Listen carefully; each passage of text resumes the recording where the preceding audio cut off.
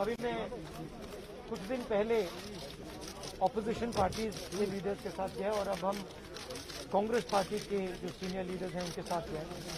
राष्ट्रपति से हमने कहा कि ये जो कानून बनाए गए हैं ये किसान विरोधी कानून है और इससे किसानों का जबरदस्त नुकसान होने वाला है, मजदूरों का, किसानों का।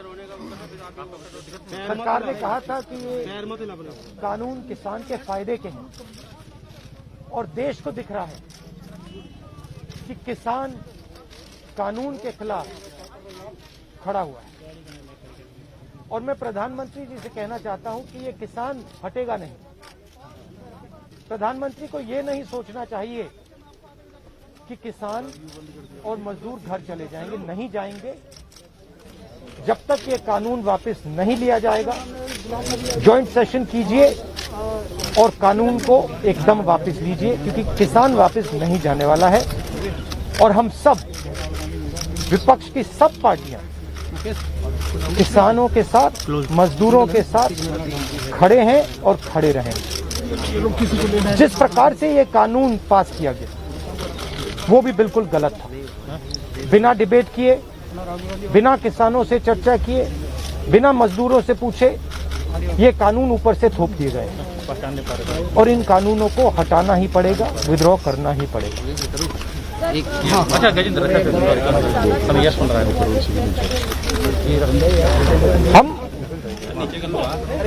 हम 3 लोग राष्ट्रपति के पास गए हैं, बट हम करोड़ों सिग्नेचर्स कैमरा नीचे करो भाई। हम किसान की आवाज भाई कौन है ये? राष्ट्रपति जी को तक ले गए। क्या कर रहा है? सर्दी का मौसम है हाथ और पूरा देश देख रहा है मैं कॉल करता हूं कि किसान दुख में है, दर्द में है और मर भी रहे हैं। प्रधानमंत्री को सुनना ही पड़ेगा। और मैं एडवांस में चीज बोल देता हूं। भाई देखो, मैंने कोरोना के बारे में बोला था कि नुकसान होने जा रहा है। उस समय किसी ने नहीं बात सुनी और आज मैं फिर से बोल रहा हूं, किसान के सामने, मजदूर के सामने कोई भी शक्ति नहीं खड़ी हो सकती है। अगर प्रधानमंत्री जी ने कानून वापस नहीं लिए, सिर्फ बीजेपी को नहीं, सिर्फ आरएसएस को नहीं, देश को नुकसान होने जा रहा है। राहुल जी, बार-बार बीजेपी की तरफ से कहा जा रहा है कि जो किसान बैठे हैं ये नक्सल हैं, खालिस्तान हैं, विपक्ष इन्हें बरगला रहा है। इस तरह के आरोप लग रहे हैं। देखिए, बीजेपी, नरेंद्र मोदी जी का एक ही लक्ष्य है और वो किसान समझ गया है, मजदूर समझ गया है। लक्ष्य है कि उनके आसपास जो 2, 3, 4 बड़े क्रोनी कैपिटलिस्ट हैं, उनके लिए पैसे बनाने का काम नरेंद्र मोदी जी करते हैं। जो भी नरेंद्र मोदी जी के खिलाफ खड़े होते हैं वो उनके बारे में कुछ ना कुछ गलत बोलते रहते हैं। किसान खड़े हो जाएंगे तो किसान को आतंकवादी बोलेंगे, मजदूर खड़े हो जाएंगे तो मजदूर को आतंकवादी बोलेंगे। एक दिन अगर मोहन भगवत खड़े हो गए तो कहेंगे ये भी आतंकवादी। मतलब जो भी नरेंद्र मोदी जी से सत्ता लेने की कोशिश करेगा वो आतंकवादी। और नरेंद्र मोदी किसके लिए काम कर रहे हैं वो मैंने आपको बता दिया। उनके 2-3 आसपास के क्रोनी कैपिटलिस्ट हैं जिनको वो पूरा का पूरा हिंदुस्तान पकड़ा है। ये रियलिटी। और दूसरी बात याद रखिए, जिस चीज को आप सब भूल गए हैं, चाइना बॉर्डर पे बैठा है। चाइना ने हिंदुस्तान की हजारों किलोमीटर जमीन छीन ली है। प्रधानमंत्री उनके बारे में क्यों नहीं कहते? आगे चलिए है ना, उसके बारे में चुप क्यों है? तो मेरा कहना है कि पूरा का पूरा कॉम्बिनेशन बन रहा है।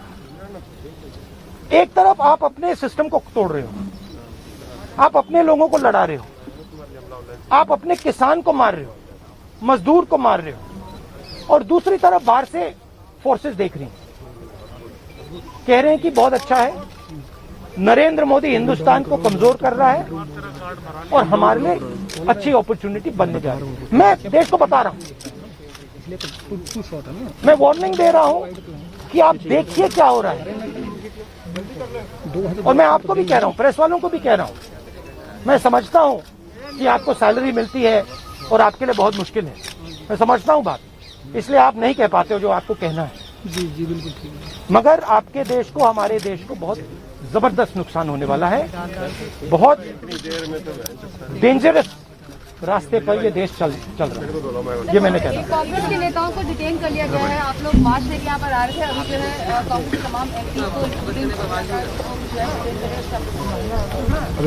वो तो तरीका है इनका, तरीका है डिटेन करना, मारना पीटना, ये इनका तरीका है, बट हम नहीं करते। ये आप किस देश की बात कर रहे हो? ये कौन सी देश की बात कर रहे हो? डेमोक्रेसी या का मतलब कौन से देश की बात कर रहे हो? इंडिया की बात कर रहे हो? इंडिया में कोई डेमोक्रेसी नहीं है। डेमोक्रेसी इंडिया में ये मतलब आपके इमेजिनेशन में हो सकती है, मगर रियलिटी में है नहीं। Thank you. गुलाम नबी कुछ नहीं, आप कुछ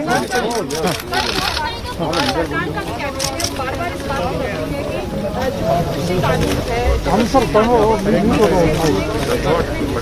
इन्वेस्टमेंट को बढ़ावा देते हैं, बहुत जरूरी है। आप इसको किस तरह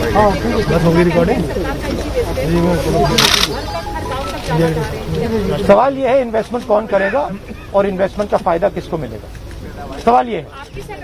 नहीं सुनिए, सवाल ये है कि हिंदुस्तान के एग्रीकल्चरल सिस्टम में कौन इन्वेस्ट करेगा और कौन पैसा बनाएगा? हिंदुस्तान के एग्रीकल्चरल सिस्टम में आज तक किसान ने इन्वेस्टमेंट किया है, मजदूर ने इन्वेस्टमेंट किया है। ये जो जवान हमारी सेना बॉर्डर पे खड़े हैं, इनके माता पिताओं ने किया। इन्वेस्टमेंट ये करते हैं और रिटर्न किसको मिलता है? रिटर्न 2-3 उनके उद्योगपति मित्रों को मिलता है। ये पूरा देश जानता है, पूरा देश इस बात को समझता है कि इन्वेस्टमेंट हम करते हैं। बहुत दूर खड़ा है, लॉक कर दूं? आपके माता पिता क्या करते हैं? गुलाम नबी साहब बहुत दूर खड़े हैं। आप एग्रीकल्चर फार्मर थी, अब आप जर्नलिस्ट है ना, तो आप जानते हो कि आपके फादर ने इन्वेस्टमेंट किया या नहीं? अरे मैं आपसे पूछ रहा हूँ, आप देश की महिला हैं, ठीक है, आपके पिता ने इन्वेस्टमेंट किया ना? मदर फार्मर है, उन्होंने इन्वेस्टमेंट किया ना? किसके लिए इन्वेस्टमेंट किया? क्या इन 2-3 लोगों के लिए इन्वेस्टमेंट किया, या आपके परिवार के लिए किया, आपके एजुकेशन के लिए किया, आपके स्वास्थ्य के लिए किया, आपके स्वास्थ्य के लिए किया, आपके एजुकेशन के लिए किया? मगर ये जो 2-3 बिजनेसमैन उनके लिए तो नहीं किया ना। तो सवाल यही है, इन्वेस्टमेंट कौन कर रहा है? आपके माता पिता ने किया, करोड़ों किसानों ने किया, और रिटर्न किसको मिल रहा है? पूछना चाह रहे हैं कि क्या कांग्रेस की कोई रणनीति है इस बात को काउंटर करने के लिए, गांव तक जाना? काउंटर करने की जरूरत, काउंटर आप क्या बात कर रही हैं? काउंटर करने, आप क्या बात कर रही हैं काउंटर करने के? मतलब आपको ये नहीं मालूम कि अरे भाई आपको क्या, आप क्या हिंदुस्तान के किसान को बेवकूफ समझती हैं? तो फिर अगर आपको समझे तो उसको कैसे समझ नहीं है? अगर ये यहाँ पे लाखों लोग बैठे, हजारों लोग जो बैठे हैं दिल्ली के बाहर, क्या ये सुनिए, ये जो लाखों लोग आए, क्या ये मिठाई खाने आए? क्या इनको समझ नहीं क्या हो रहा है? इनको समझ नहीं क्या हो रहा है? इनको मालूम है, क्लियरली मालूम है, इनको मालूम है नरेंद्र मोदी चोरी कर रहा है।